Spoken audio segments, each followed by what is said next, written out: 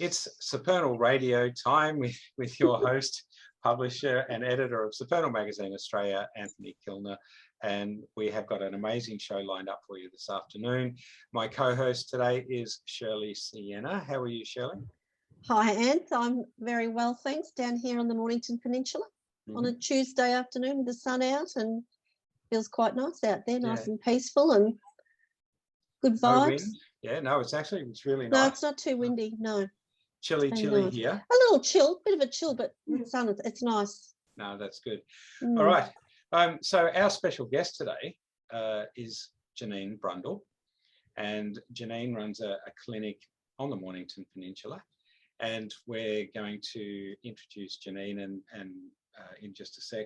But basically, Janine's got an amazing story to share with us today. I'm going to explain a whole lot of different stuff about naturopath, homeopath, nutrition, that sort of thing.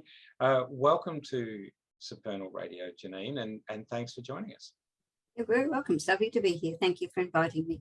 Oh, you're welcome. It's always good to get a different view and meet different people and, you know, and find out their story, because that's really, I think, what's important more than anything else. So before we get into all the different aspects of what you do, let's get a bit of a rundown of who you are personally and a bit about your journey to get to where we are today. Well, I guess my normal everyday life started as it does, you know, with children, young children and family, and having to work to pay the bills. I travelled around a fair bit with my husband. He got promoted, so we lived in Tasmania originally, then Perth, then Sydney, then the Southern Highlands, then Canberra, and now Melbourne.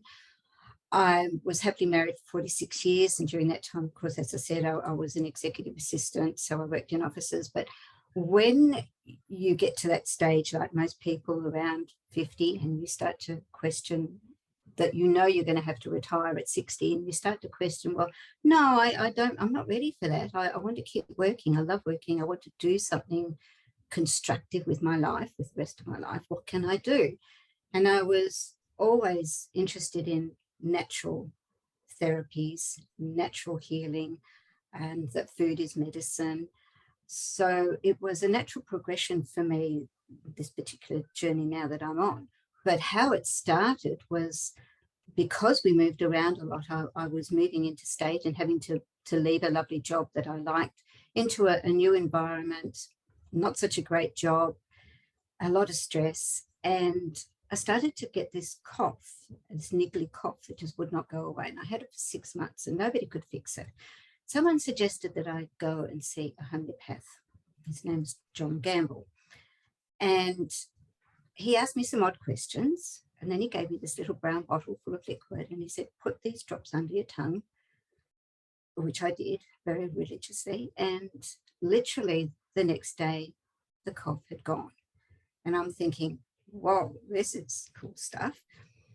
And a few months later, again, I had another small issue, and I thought, well, I'll go and see him and just see what he can do for me. And again, he asked me some odd questions that doctors never ask. And again, he gave me a little bottle of stuff. And again, the problem went away. And I thought, I need to know more about this amazing homeopathic liquid, because this just blew me away, how simple, how safe it all was. And it worked with my body, not against my body. So when I was in Canberra, I was told about this lovely first aid weekend course run by the Hierophant in Canberra. And Tim Thomas was running it. And by the end of the weekend, I said to him, this is what I'm going to do for the rest of my life. It just blew me away. He spent the whole weekend talking about different remedies, all from Mother Nature, all very safe, but incredibly empowering. And it gave me so much confidence that I went home and I thought, I have an answer for this. You know, if you get a cough or a fever, or if you're not feeling well, there is beautiful, safe, gentle remedies that can help the body heal, not suppress it and not dumb it down. So from then on, I studied for 6 years. with a correspondence course in England. And then, of course, I went to England to finish my course, but it took me 6 years of part-time. I was working, so I was studying nights and weekends. And then when I got my qualifications, I worked 3 days a week in clinic and 3 days a week in an office until I retired at 60. And then we moved to Melbourne and I took on my clinic full time. So my base learning is homeopathy, but then I have so many other modalities that I work with as well, like bush flower essences and herbs and you know, minerals. And yeah, it's just evolved. My practice has evolved over the 13 years, but homeopathy is my foundation. Yeah, I think I, from memory, did a first aid course. Would have been a while ago now. It's at a centre that's no longer around, and I found that pretty amazing. It's empowering. Yeah, and it was more not so much because I wanted to do it in a clinical sense, but because I like exploring different healing modalities, different ways of complementary medicines. I guess that's the wrong term these days, but complementary to everything else that's not going to harm somebody. Exactly. That's the big thing. Yeah. So that's a thing. I'm interested. How did that sit with the family? You doing something so, I'm not going to say radically different, but quite different to what you'd normally do? Oddly enough, my mum was a nurse, but then she turned to bushflower essences in her later life, and she became a practitioner of the Australian bushflower essences. So she was great with that.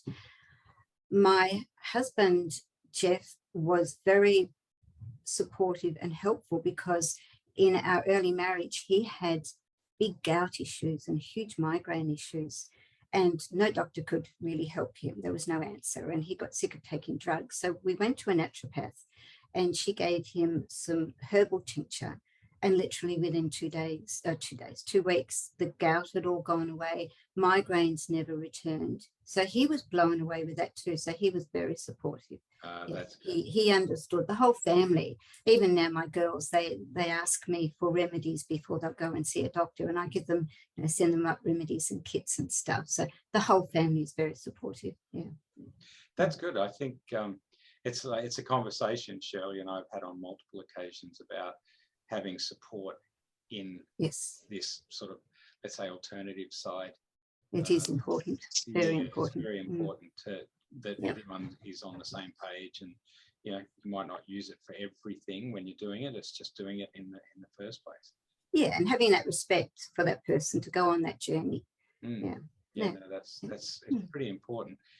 So with that in that space, then the naturopath, the nutritionist, what's sort of started those parts about it? The nutrition side of it was fascinating.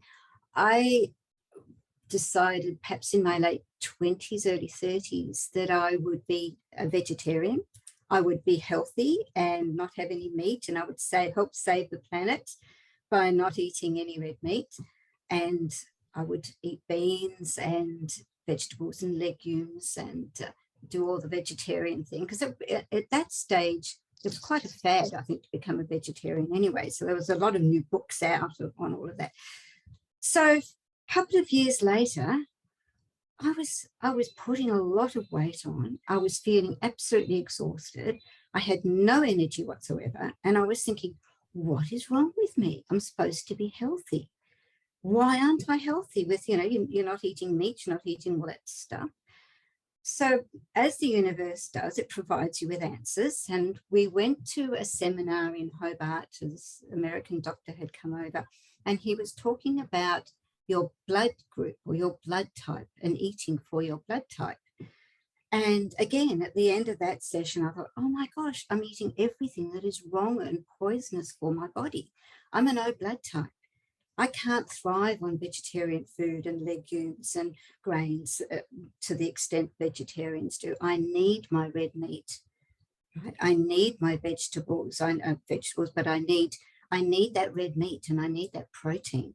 But I don't thrive on wheat and dairy and gluten and additives and all the man-made foods that are out there now. I need to go my blood type needs to thrive as the ancient caveman did.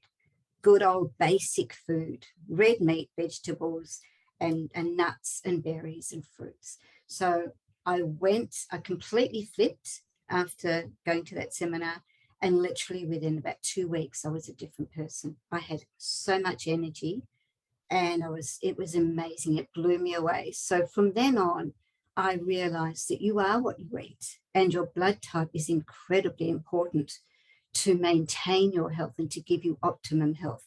So that's one of the very most important things that I do with my clients in clinic.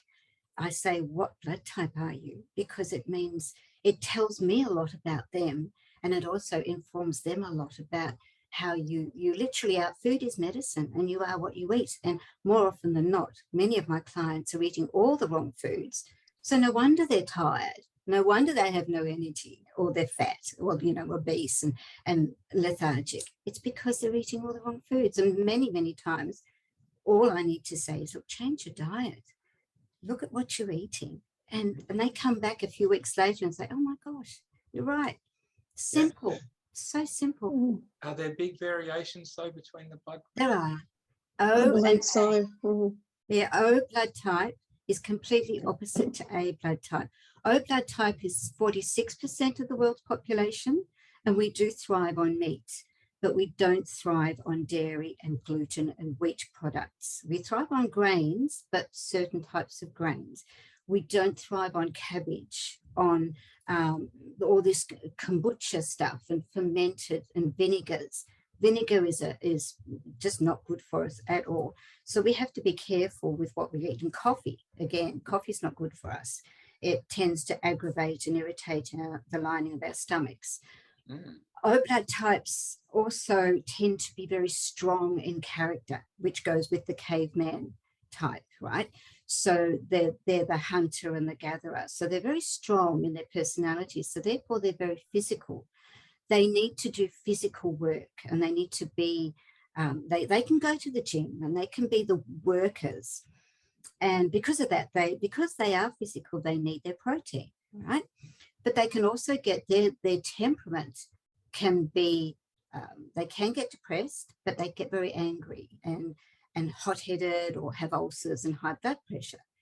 But on the other hand, A blood types, which are the exact opposite, they're 40% of the world's population. I'm A positive. They tend, I would say 95% of my lady clients that come into me and say, I have panic attacks, I'm anxious all the time, they are an A blood type. Because A blood types evolved much later on, thousands of years later, and they are more community-based.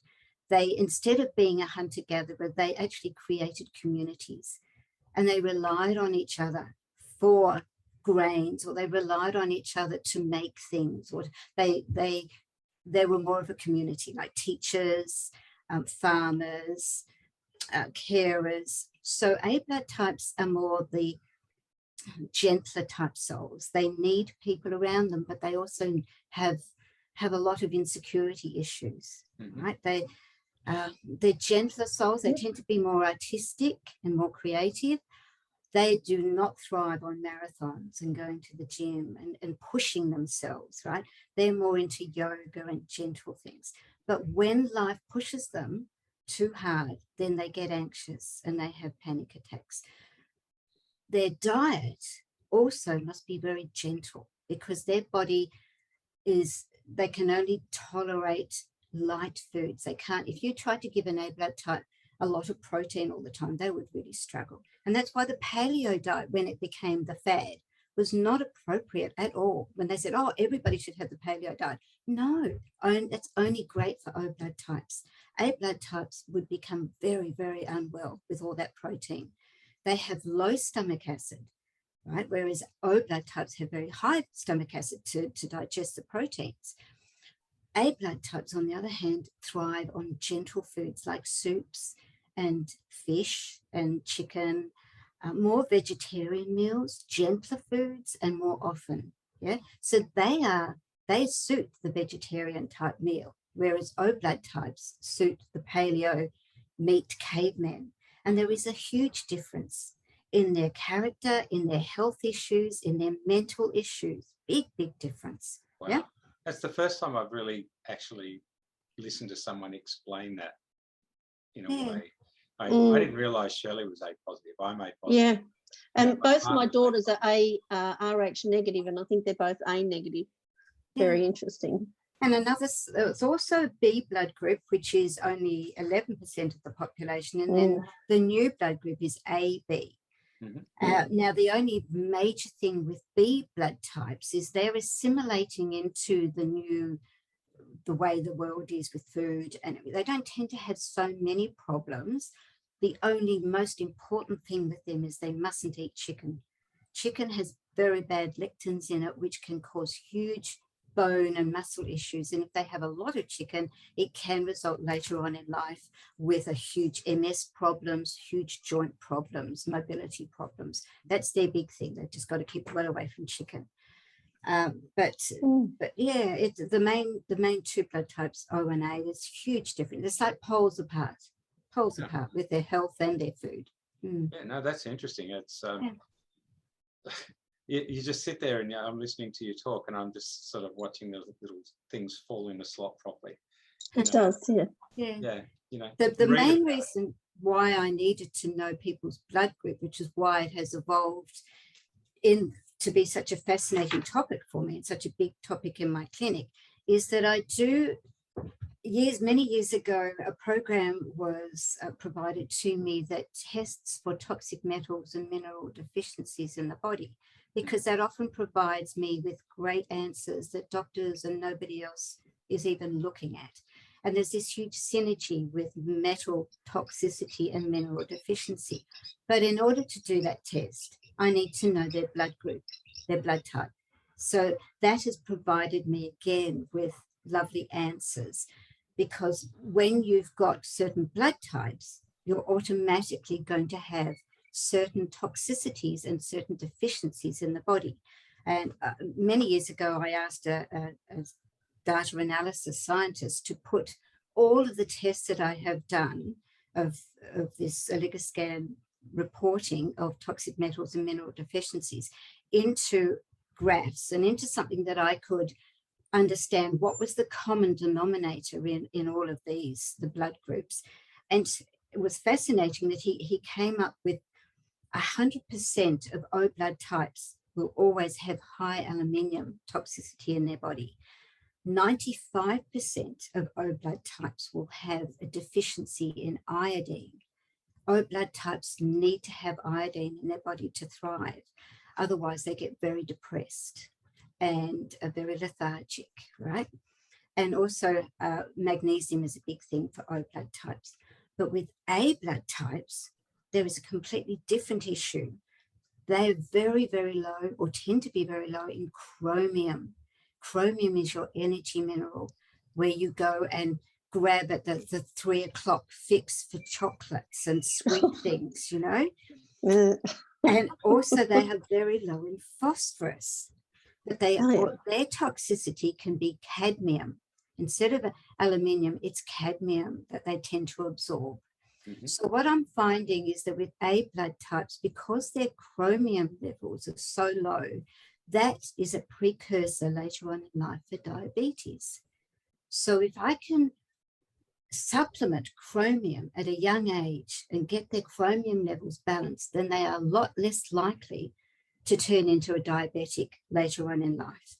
Because being an A blood type, going for the quick sugar fixes, being a very gentle soul, they have that predisposition, and diabetics are they need that constant feeding of the sugar to keep them feeling good. So it can lead to diabetes very easily. I very rarely see an O blood type with diabetes. So again, knowing your blood type, knowing the deficiencies and susceptibilities can then lead to certain illnesses that you are susceptible to, or that you could be prone to if you don't look at it early enough. Yeah. So it's a fascinating topic. Absolutely. Absolutely. You've just now sent me off in another world of thinking about things. Understand the heavy metals and the problems in the body and stuff like that. Yeah. So homeopathy plays a wonderful part for me in that, because I can prescribe homeopathic zinc and homeopathic magnesium and chromium, which is far more powerful to the body than any supplement, because it drops under the tongue, it's pure, and it works straight away. So it's a lot quicker.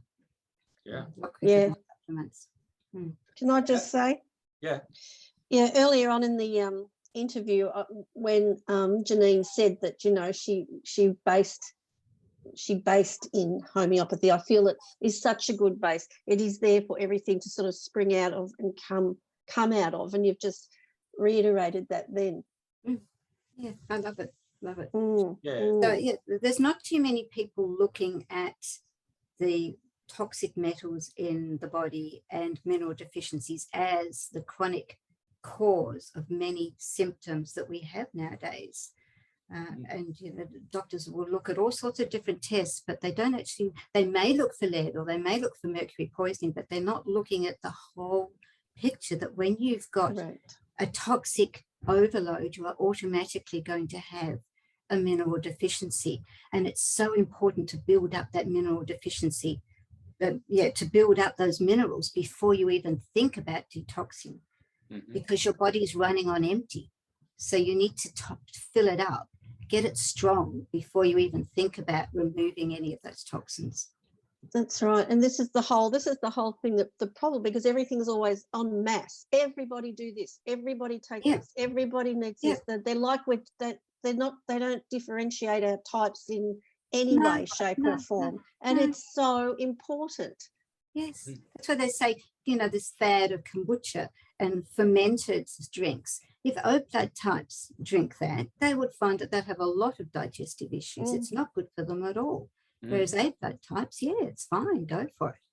So Okay. You know, and I think too, in that space, we were having this conversation the other day. We were talking about blood groups and which ones were rarer than others, which ones were more common, and some of the associations. So it sort of makes sense we're now having this conversation.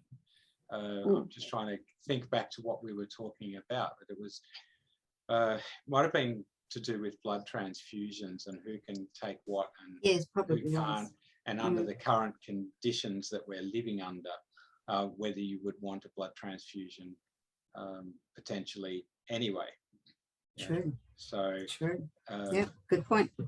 So you know, not wanting to go too controversial or whatever, because I'm not sure of your stance on that, but it is.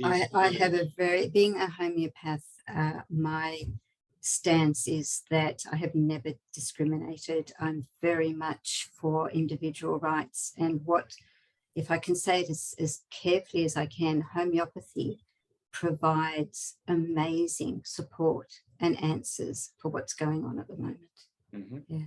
Very, very powerful support. I think, and look, and again, we've talked about this topic quite extensively. We're just, you know, take it carefully, because we don't want to put anyone in somewhere they don't want to be, because, you know, being able to be pro-choice instead of being forced, understand what's going on and ways around it, I think is very important. Can Janine briefly explain homeopathy, because I feel people probably just think, it's a natural therapy and something you take. They don't necessarily understand the difference between homeopathy and the vibration and other sort of modalities. Yes, unfortunately, what's out there is they're debunking homeopathy by saying, it's just, you know, air and there's nothing in it, it's just water. And they've proven that many, many times now over the last at least 7 years that there is a substance to it. It is powerful and it does work. And they've actually got scientific proof how powerful homeopathy is. Unfortunately, the way scientific tests are done is that they will take a remedy and use it on anybody, one particular remedy. And then, of course, they'll say, well, it doesn't work, does it? Well, no, it doesn't, because homeopathy is individually based. And there are hundreds, literally hundreds of remedies that I could give a client. It depends on their symptoms, their individual state of mind, as well as their physical symptoms. So to say homeopathy doesn't work is a completely, I've proven it. My clinic probably has at least 80% success rate, whereas the medical profession is probably 60% success rate. I know it works, and I've got proof that it works. It works on me constantly. It works on my family. It works. I've got absolutely no qualms about the fact that it works, but it works on a different level to medically prescribed drugs, because it works with the body and the energetic field of the body, and it supports the body gently and safely. There are no side effects, which I absolutely love. I don't have any fear in giving my clients a remedy, because if it's not the right remedy, it just won't work, right? But it won't cause any side effects. Yeah. Homeopathy was founded by Dr. Hahnemann in Germany many centuries ago. He was a dissolution doctor, and he went to herbal tinctures, and he looked at Mother Nature for healing, and he thought there's got to be something stronger than a herbal tincture. And so he took one drop of a herbal tincture and he diluted it into 100 drops of water, and he called it what we call now succussing, which is banging, which is bringing the energy of the substance and creating the energy higher and higher and higher. You know, like when something vibrates, it gets really high, intense vibration. Well, he was creating that in the bottle with this tincture. And he found that succussion, that substance, after it was succussed many thousands of times, was far more powerful than the original herbal tincture. And that is what homeopathy is about. It's the energy, the small amount created, the energy of it, which we all have. We all know that we are living energy beings. All our cells vibrate at certain levels. So we're all this buzzing energy. Well, homeopathy is connecting to that energy force, that life force. And so it resonates with the body. It doesn't work against the body. It works with the body. So yes, and there are thousands and thousands of remedies, and that's why you need to be trained for so many years, because there is not one size fits all. I mean, there's arnica for bruises, of course, that's a given. But when you delve down into specifics, then there are different remedies for different, as I said before, different conditions. Some people say, for instance, with constipation, if it's a person that's very slow thinking and got a foggy brain, I might give them alumina for constipation. But if a person has constipation and they're very angry and intense and they're on the go and they're sort of like a typical O blood type, I would give them Nux Vom for constipation. There are so many different remedies according to the different personalities and situations that you're in. So that's why it takes a lot of learning, a lot of training, and a lot of experience to know what remedy suits what person. Because the design is to heal and to remedy, to be a remedy, not just to mask, like we're seeing the mass medico. It's just to mask, get rid of the symptoms. And people think they're okay because their symptoms subside in medicine. And that's not it at all. No, I've gotten rid of that cough. They're just not coughing, but they've still got whatever's going on. Exactly. Yes, it's like cutting something out. The problem's still there, and it'll regrow or come somewhere else. You haven't got rid of that problem. And more often than not, our dis-ease comes from an emotional state. So if you can support the emotional state with homeopathic remedies, then you're gradually making the person stronger and able to cope with life and move on. And that's what I love probably more than anything with homeopathy, is that there is always a mental, emotional state to the remedies. It's not just a physical. So as I said, but with aluminium, for example, the state that person is in is very slow and foggy brained and slow thinking. So when you prescribe aluminium for constipation, you're also supporting the emotional state. And that person will start to feel a little bit more awake and alive and become part of life again. So you're supporting the whole body, the whole system, not just one symptom, but the whole presentation. And it just, that's what I love more than anything, is you're supporting the emotions and the mental state. And you're getting the person out of that rut that they're in. And that's probably, in my world, the most important part. The It is very approach. Yes. To, there's a problem, let's look at it from this angle or that angle or this angle. It doesn't matter, you know, you're approaching it from a different one. So just thinking about your analogy of constipation, have you got something for the Victorian government that might allow them to get rid of all their BS? They give us the you-know-whats, is that what? Oh, I would love to. That. Don't answer I would love to put something in their water. Yes, there is a truth remedy. Yes, I would love to put that in their water. Yes. Yeah, that would be fun. That would be fun. I couldn't resist that. I'm sorry. It's a good analogy though. Yeah. Because being bound up is not nice for people. Yeah. Yeah. So in that treatment, I went to a naturopath who did a lot of homeopathic work many, many, many years ago, probably when I was around my 20s. And, you know, he just blew me out of the water in the way he worked and what he did and the way he looked at it. He approached things by, you know, did photographs of people's eyes so he could have a look at what was going on in around the eyes, that sort of thing. It sounds like you're taking very much the same approach with wanting to know the blood group, wanting to know the background, because then you've got a better way of understanding the person that's in front of you and what they might be going through. Yes. Yeah. No, I always ask, we go through a top to toe just to see, because often when a client comes in and they say, oh, I've got a particular symptom, lo and behold, if you go through and you start at the head and you work down and, oh yes, I'm having terrible periods, or I get migraines, or this, my knees ache all the time, or I can't sleep. So you get this whole picture of the person, not just this one symptom.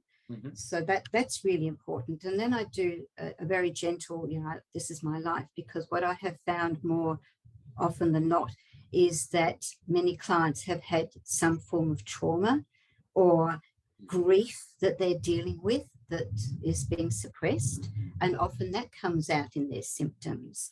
So it's important to deal with that. So I would give them a grief remedy or a trauma remedy to support them through that. And often when that's supported, then the symptoms go away. So I look at everything. That's why it takes me a good hour and a half, but we go through everything, and we go through their diet, we go through their environment, you know, have they been confronted with any toxins in their work or in their home, just everything, because it's amazing what comes up. Yeah, and then of course I give them information to take home as well for them to read, because it's pretty full on. Yeah, well, so an hour and a half first consult. Yeah.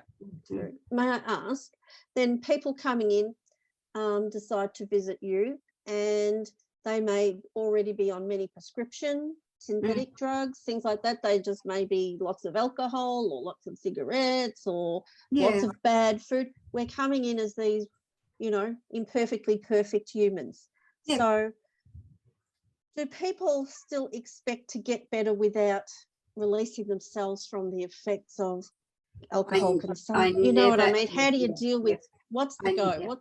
I never ever tell them they must never go off their medication. That is not for me to say. Right? Their medication they need, clearly, because they're on it, they're addicted to it. I never tell them to stop their smoking or their drinking or whatever they're on, because if I did that, then we wouldn't have an idea or a good picture of how the remedies are working, because the remedies work on a completely different level. So they work with the body to heal the body. So over time, the patient or the client will say, oh, I'm not drinking as much. I don't need to drink as much, or I don't need to smoke as much. It's getting rid of that basic need that's pulling that in, because we binge on things because we think we need it, where it's totally the opposite of So no, I don't even go down that far. I don't. Interesting. I wondered how that worked. Great. No, I don't ask them to change their lifestyle, because then we wouldn't have any idea if the remedy's working. And the remedy is so much more powerful than all of that. It works way, way above that. Yeah. Yeah. So, and Awesome. over time, then the client will get stronger and more empowered. And then I'll think, oh, yeah, well, maybe I can start eating the right foods, and maybe I can do this, because they're stronger in their spirit, stronger in their thinking. Yeah. And part of them is just drawn to, and they'll be craving something nice and good. They'll want the veggies instead. Yes. Oh, I don't think I want to drink a glass of wine or a bottle of something tonight. It's like just starts to. Yeah, but I myself, I love a glass of wine at night. Yes. You know, I think we all do. I think most of us do. I don't think that's a bad thing. I think it's a bad thing when you become addicted to it, or when you drink more than a bottle or something. You know, and it is affecting. Yes, it is affecting your lifestyle and your health. Yeah, but you know, we all have our stuff, don't we? We all absolutely. Well, I think that's the important bit, is understanding their stuff. How much of what you do comes from an empathy base? A lot. Yeah. A lot. I find at my age, I can sit there and I listen to my clients, and I feel for them, and I understand what they're going through, because the fact that I have lived a good life, but a very experienced life in many, many fronts, that I do empathize with my clients a lot of the time. I can't empathize with the ones that get abused, because I was very fortunate I wasn't abused, but you would be amazed at how many people have been abused in their childhood by their parents or family members, and that's horrific. But other things I do empathize a lot with. Yeah, so it makes a big difference to me to be able to understand what they're going through, and it does help. Yeah, because I can say, yes, I feel your pain, or I know from personal experience how the homeopathy remedy can help.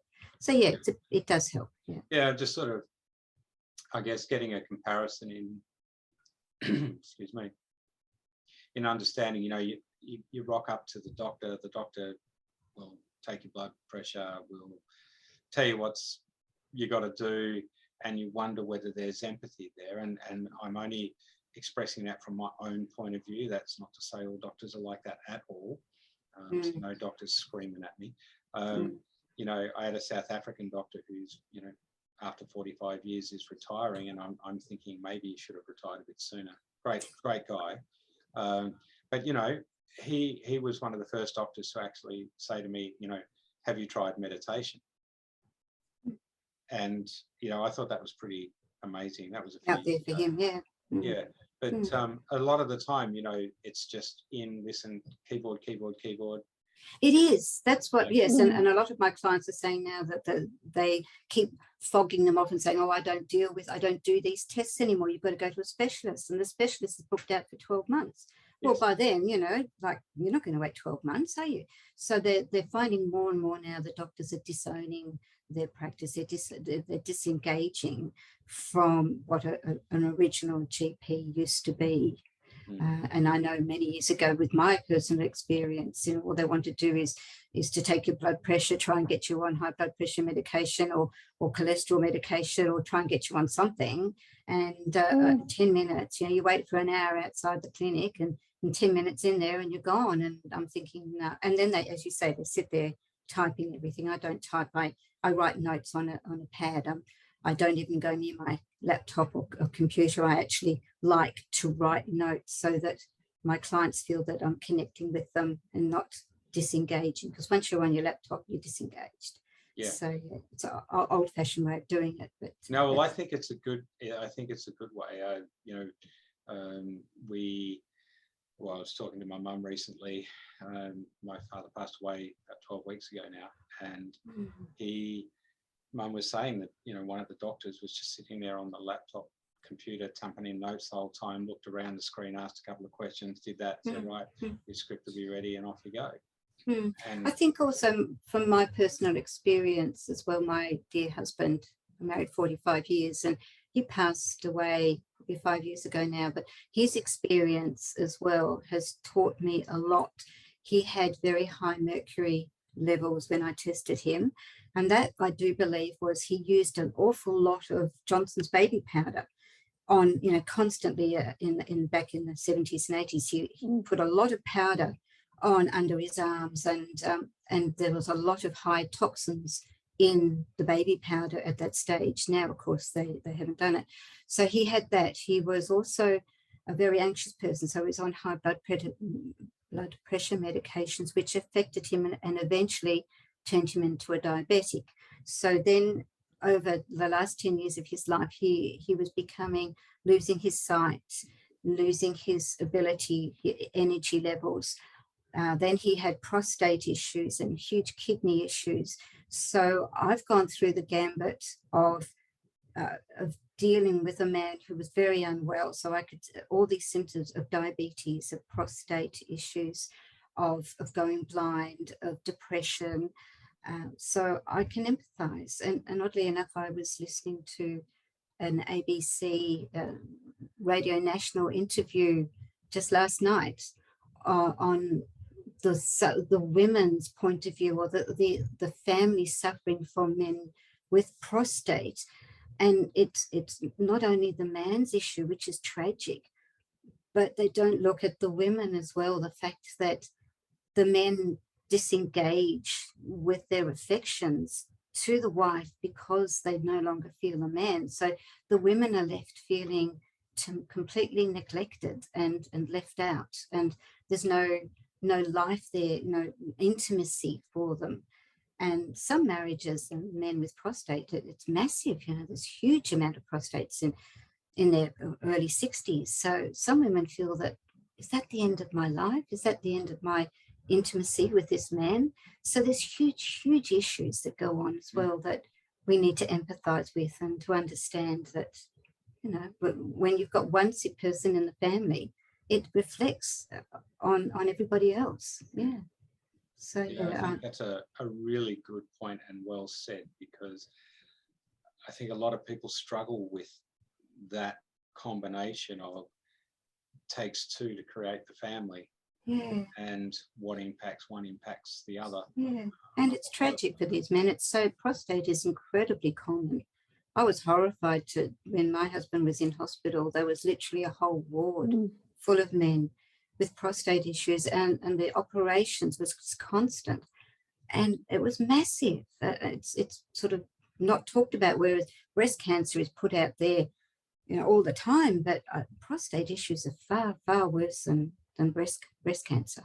A lot more common, and it's just not dealt with. And the issues that men go through, and their family members, especially the wives that go through that afterwards. Yeah, so there's a lot of, you're talking about empathy, and I'm just saying, well, that's where it comes from. Well, I think it's such an important thing. I mean, your story derived from your experience, your empathy is going to help a lot of people to understand a bigger picture in their relationship. And I also think, you know, prostate in men, and the fact that it's not talked about in great detail is very much, I think, because of the way men are brought up. Yeah. And they're not brought up thinking, well, I'm going to have to, you know, like women have to get pap smears and have to get this and they have to get that, and they get all these checks from a young age where boys generally don't. There's that stigma around that area. Yeah. And so, you know, it's one of those things that we've got to somehow break those cycles. Yeah, make it more open. Really talking, not just, have you been to the doctor and all that sort of stuff. You know, it's a bigger topic than that. It is. Yes, it's very, very important. And it's sad because men feel so disempowered. It's such a big thing for them. They feel they're no longer men, and there's a huge amount of grief then, and it affects them for the rest of their days. And it's absolutely sad. Yeah. I mean, you know, my father had about 5 different types of cancer going on in his body. Prostate was the thing that flared up more recently, and ultimately that started creating the problems that took his life. But you know, it's sort of one of those things that, you know, it's breaking that cycle. It's understanding the bigger picture. It's also looking at whether it's hereditary, not hereditary. You know, in a lot of people don't want to talk about it being hereditary, but it's proven to be that way. Yeah, but homeopathy is not necessarily We never say cure, because you can't cure. It's the body that cures. It's up to you to cure.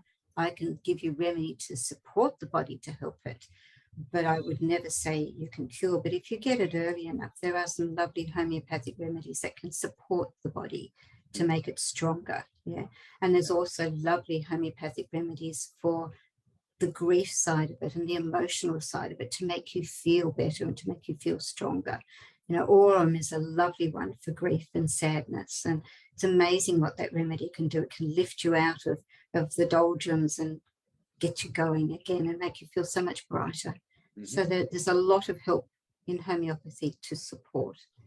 Yeah, I think that's a good thing with, you know, with the sort of work that I do with vibrational sound healing. Energy work is a better term. It's all about getting the body to get itself moving. That's it. To do with, you know, if I could walk up and hit people in the forehead and go, "You're healed," that would be great. It's just not how it works. Doesn't happen.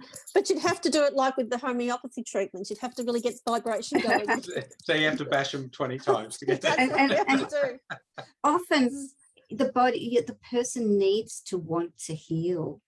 Caroline Meese has a beautiful book out saying, why don't people heal, or why aren't people healing? It's more often than not, when you've got a chronic illness, you're wallowing in that illness, and that is who you are. And if you became well, then who would you be? What would you be? So people, more often than not, people in a way take on their chronic illness as who they are and what they are, because that's all they have to talk about. Oh, you know, how are you? Oh, my. You know, my. It's all about my. Yeah. So some people don't actually want to heal. So it's all about the fact of changing those thought patterns and wanting to progress and wanting to heal and wanting to be a better, different person. But so many people are just happy being miserable, being, you know, woundology, you know, like this, look at my wounds, this is who I am. So, yeah, that's then again another really important point for people to just take on board, because there will always be people out there searching for the perfect healer, and really the perfect healer is right inside them. Exactly. It's just that they're wanting other people to take on that responsibility. Exactly. And they won't do it themselves. They won't change their diet. They won't look at what they're doing and everything. They just, as you say, they want somebody to take them the ownership of their health on, and you can't do that. It's got to be you. You've got to do it. Absolutely. From the inside out. Yeah. And there's no reason why you can't find the right help, though. Oh yes, that's it. That's right. Yeah. That's the important thing, and that's what and that's what we're getting at with, you know, Supernal, is talking to people like yourself to get people out there and just thinking differently. And if they only think differently for a little bit and it changes something, then that's positive. Yeah. And that's how we look at it. So it's really good in that space. Now, there's getting towards a time here where we need to sort of look at your numbers. And I know Shirley's been scribbling away and banging and taking notes in the background for my next appointment when I come down. So, so talk us through that, because for our listeners, we've already got the birth date sorted, and we're going to look at the galactic Mayan kin, which we do with pretty much every guest we have on the show. And it's just fascinating to see how they resonate and how their kin number and what that represents resonates with what they're doing in life. Oh gosh, I'm excited. Yeah, it's really cool. What's coming? Well, you know,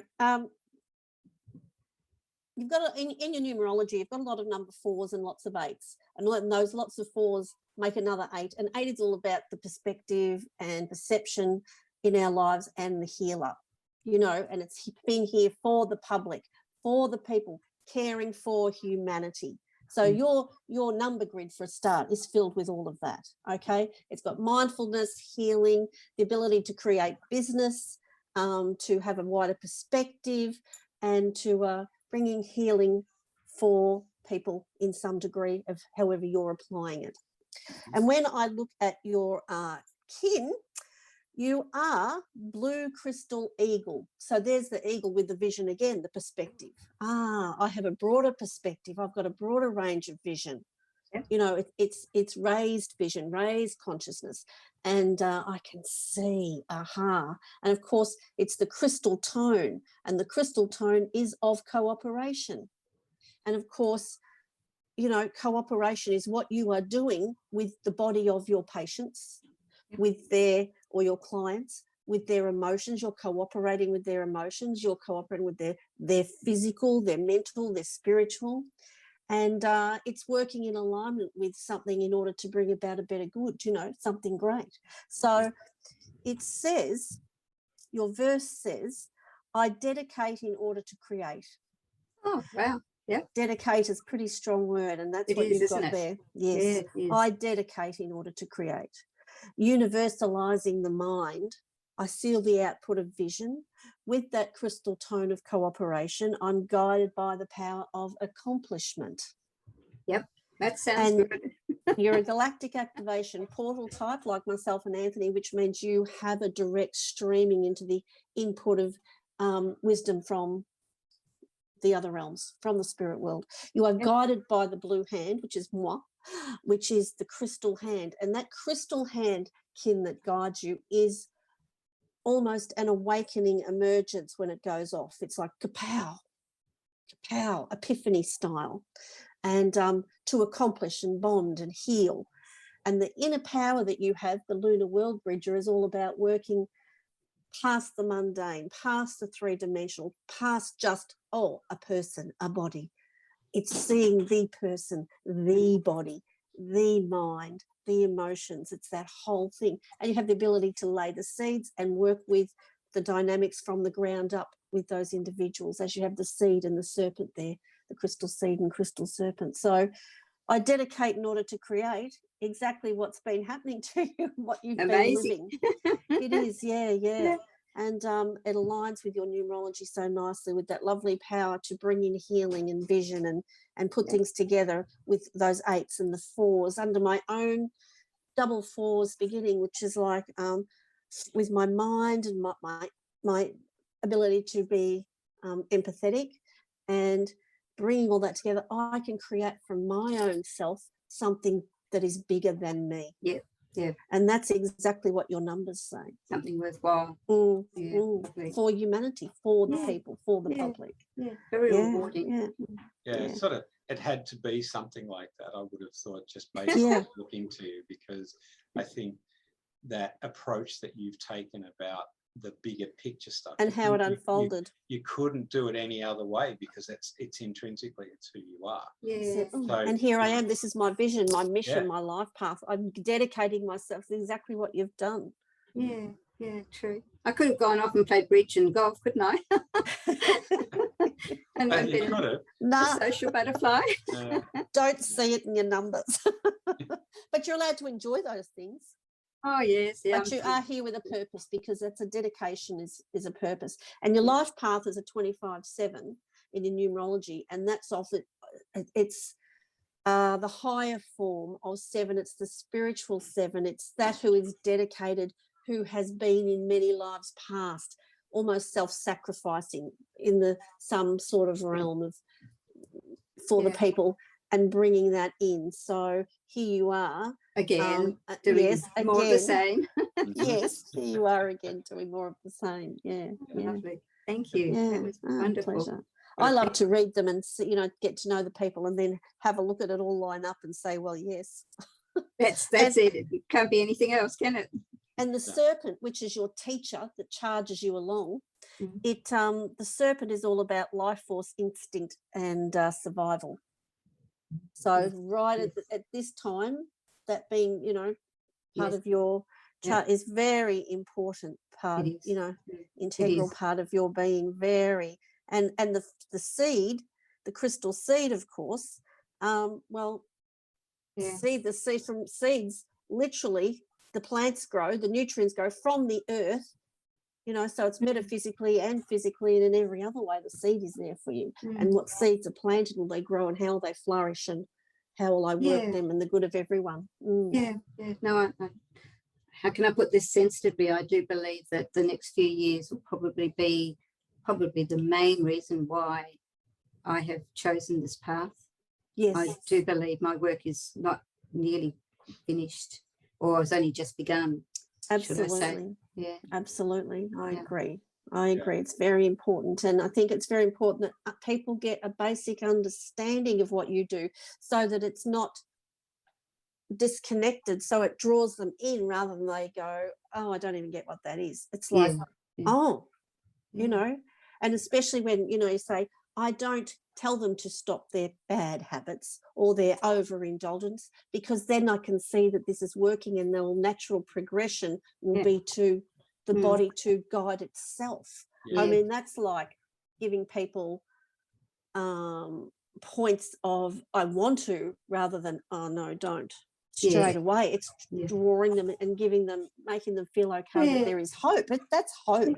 Yeah. It's See, like, it's like years ago I went to some event and they said, oh, this is a new diet you've got to go on, and you think, oh, okay, well, some funny thing, and you think, well, and here's a big lot of supplements you have to take, and it lasted about 2 weeks, and I thought, well, this is all too hard. I hate the supplements. They taste revolting. They make me feel sick. I can't go on this diet because it's just not, it's all way too hard to stick to. And I just threw it all out the window. And I thought, well, if I feel like that, then everybody else probably feels the same. So I never tell my clients you've got to go on a diet. I just say, make better informed choices. Instead of having pasta from the normal section, if you're an low blood type, have pasta, but have gluten-free pasta. Have your bread, but have gluten-free bread. You know, make more informed choices. Maybe change your vegetables and look at carrots instead of cabbage. Just, you know, tweak things a little bit. But to ask them to change and completely go off something, it's too hard. You just can't. They put the brakes on straight away, don't they? Yes, yeah. They think, oh no, that's too hard, I'm not going to do it. Yeah. And I suspect that probably 95% of them would be males that would do that too. Just, you know, from my own experience. Yeah. You know, the older you become, the more you get that. And you think, oh no, it couldn't be bothered. It's all too hard, so I don't do it. It's like many people drink their coffees. Well, instead of having 3 coffees a day, maybe try having 2, and then maybe having 1. But, you know, I would never say don't ever drink coffee. Just back off a bit. Ease off these things, yeah? Yeah, many years ago when I was back in the land of smoking, it was Spirit said to me, just postpone it. You're not quitting, because quitting means you're losing something. And if you postpone it, all you're doing is, you know, you're feeding it to a point, but you're also putting it off to a point. And that's a lovely thing to say. Essentially, that's how we stopped. And you know, I remember having a conversation with one of the people from Quit and explaining to them in my terms, talking about it, about how the use of the word quit just automatically brings up a negative. So, you know, call the quit line, call this, quit this, quit that, quit this. And I still go back to what, you know, Marcus told me from the spirit world, and to say that it's postpone it. That's a beautiful word, because it's there. It's saying you can have it if you want it, but it's there if you need it. But, you know, try and be strong and not go without it. But yeah, it's still there. There's nothing stopping you from having it, but you make that decision. Automatically, you're not thinking, oh my gosh, I have to walk out of here and never have a smoke again, when well, it's a conundrum. You're a 40-a-day smoker. We're brought up saying, don't quit, don't quit, don't quit, never give up, don't quit, don't quit. And then they say, quit this, quit that, quit that. It's already ingrained, never to quit. Like, you know, that's a lovely word. Head stuff. Yeah, they weren't very happy with, they weren't very forthcoming with a positive response about it. But hey, you know, most recently that they changed some of the wording they were using in their Quit campaign to be more reflective of postpone. And you know, postpone is a really good word. Take a rain check on it. You know, if you feel like one now and in 10 minutes later you feel like another one, see if you can go for 5 minutes. Stretch it out a bit. And just stretch it out, yeah. And that's essentially what we did. And the feeling goes, that little goes. Yeah. And Jane and I, we effectively stopped in the middle of the Simpson Desert. You know, I just didn't buy anything else. And she grabbed the rolly packet and just started rolling little greyhounds, as we called them back then. And eventually, by the time we got out of the desert, I didn't feel the need I tried one, I think about 3 months after I stopped, and it just made me so sick. It was horrid. And you know, and it really, it was easier going down that path with cigarettes than I thought. It's a lovely word, beautiful word. Look at all the money you've saved. Well, you know, there's a whole story behind that one too. Yes, when you're paying like $50 for a pack of 20 or something these days, I don't even know how people can afford to. Yep, it's massive. It's very expensive. It's super. Yeah. I find we talk about divine timing and all that sort of stuff. That trip I got back from, we got back from the desert, and I think about a week later I got a note from Child Welfare to say that my payments for the children had gone up. And it sort of went up about the amount that I stopped smoking. So it was perfect, you know, like, you know, never begrudged paying my payments and doing all that sort of stuff and all the rest of it. That was never an issue. And I just found it funny that obviously the universe knew that was going to come, and it just balanced it out. And, doesn't it? Isn't that wonderful how that happens? Yeah, always happens. Yeah. So I think, you know, it is really very much a case of, you know, if you roll with what you're doing, it's going to happen, isn't it? And I mean, that's what you're doing. And I take my hat off to you with that attitude, because I think that people that have issues, especially men, and I know I harp on about men because I've done a lot of work with men that aren't well and don't communicate well. And you know, I'm better at it now than I was before I met Shirley, for example, because Shirley's always tap in and say, now tell me the truth, you know, now tell me what's really going on. So, you know, we've known each other for a long time. But that's because you can. And I have no judgment that I let you know about. I'm very good at hiding it. That's the other thing. There's no but judgment. I've got my notes. I've got my book of notes. Yeah, I get it. But, you know, that's the thing. Men, it would be nice to sit down and be able to talk about so much of this stuff. And it's starting to happen, but not in the broader community and not within different socioeconomic groups, different cultures, that sort of stuff. And I think that the bigger picture is, if I'm going to recommend someone to go somewhere, I've got to recommend someone that's going to give them an honest understanding, have some empathy, and then say to them, hey, all right, you do this, but it might just be a little bit better if you can do this and this and this. Because and also for men, they like something tangible. And the tests that I do, I don't know whether you can see it, but they actually walk away with this test, right? It's done on the day. So they actually go home with it, and they can show their family, can say, look, you know, this is why I'm feeling down, because I don't have any phosphorus in my body, or I've got, you know, no silica or something. So it's very tangible. And often when, like, a good example is phosphorus, a lot of men come in, and especially the gym junkie men, they tend to, and they're always exhausted, but they tend to have incredibly low phosphorus levels. Now, phosphorus is our mineral for energy.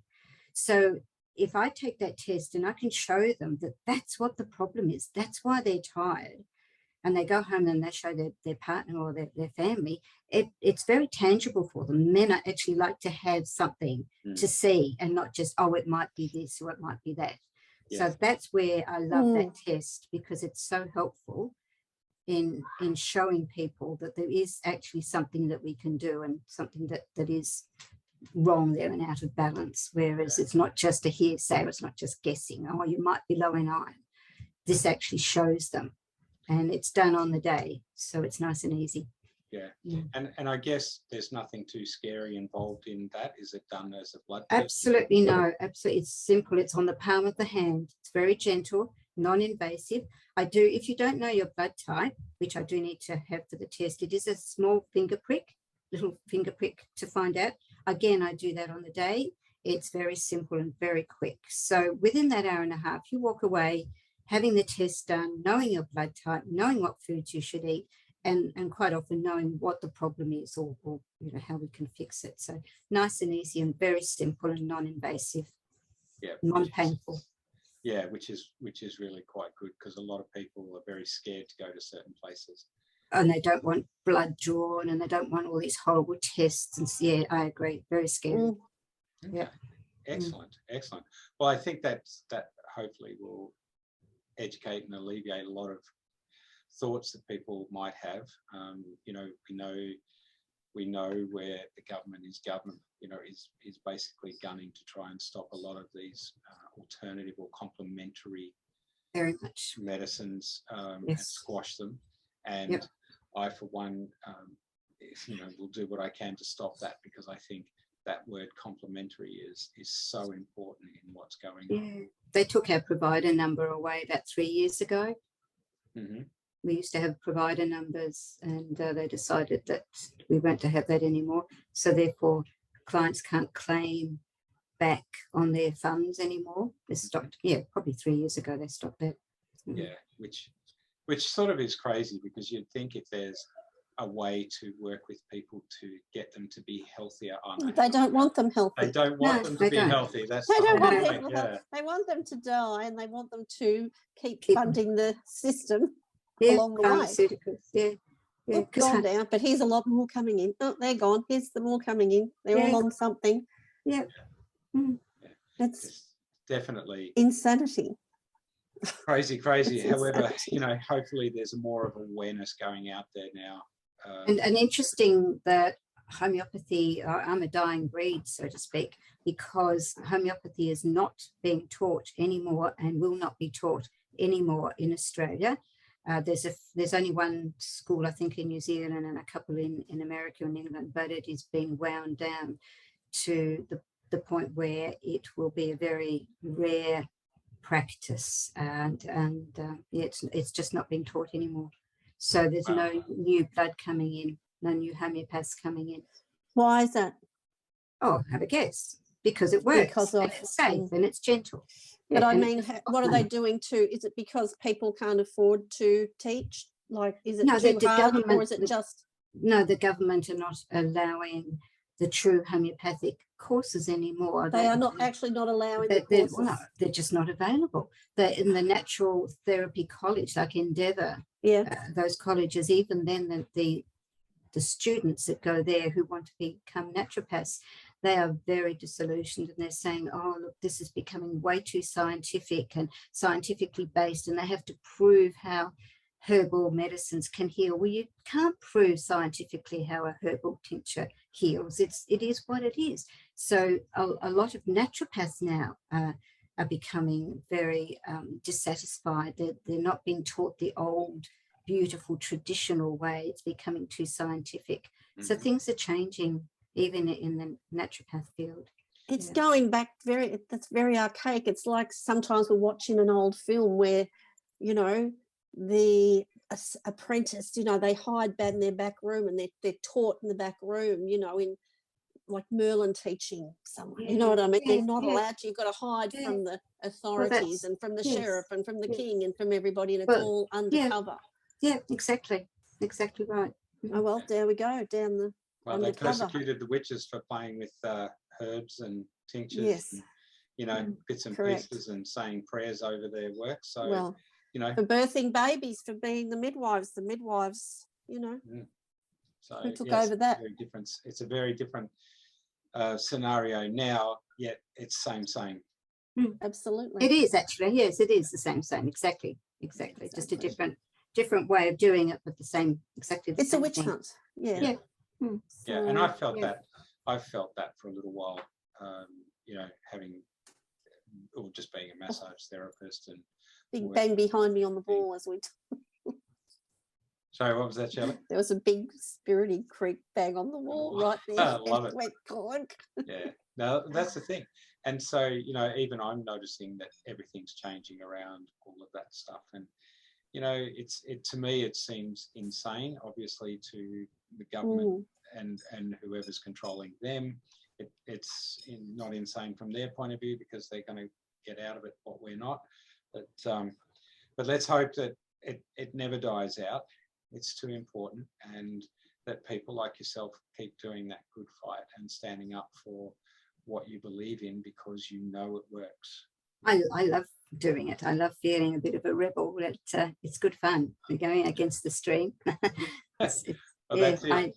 I enjoy it immensely. Yeah, well, I think that's what we're doing a little bit of. So I think, how do you feel about the fact that like natural supplements and things are so readily available everywhere, and you can just go and shelf pick all you want, and there's so many mums running to the pharmacy now to get the melatonin for the babies and to do this. They're all running into this, but they don't actually, without any real advice of what they're doing. Exactly. And it's like, and a lot of those supplements are made in China, and they're very, very, very suspicious in their quality and standards. So you may not be getting what you think you're getting. And yeah, it's a lot of filler, a lot of drying agents, you know, the quality is not great. But then, as you say, they're going in because they're tired. So they think it might, I've got an iron deficiency. In actual fact, it might be something completely different, like, you know, a vitamin B deficiency or magnesium or something else, or phosphorus. So it's no good trying to self-diagnose because you've got no idea, and then you could be doing yourself more damage. I mean, calcium, for example, they keep pushing calcium, like you have to have a lot of calcium and have a lot of dairy so you don't have broken bones. But what people don't realize, if you have too much calcium's a hardener, and it hardens the muscles, it hardens the heart, it calcifies. So you could be worse off having too much calcium than not enough calcium. You know, you don't realize that it's a hardener. You don't want a hard heart and hard muscles and hard bones. Not really hard bones, but come to the point where they become brittle.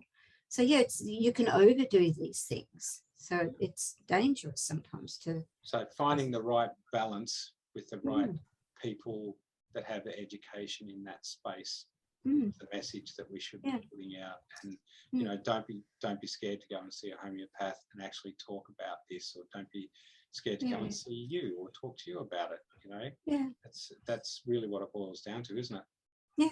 We can just have a nice chat. You don't have to sort of have a long test or anything. Just sit and talk and see how I fit with them. You know, if they're a little bit worried at all about how we do things or what it's all about, just come in and talk. Just have a chat.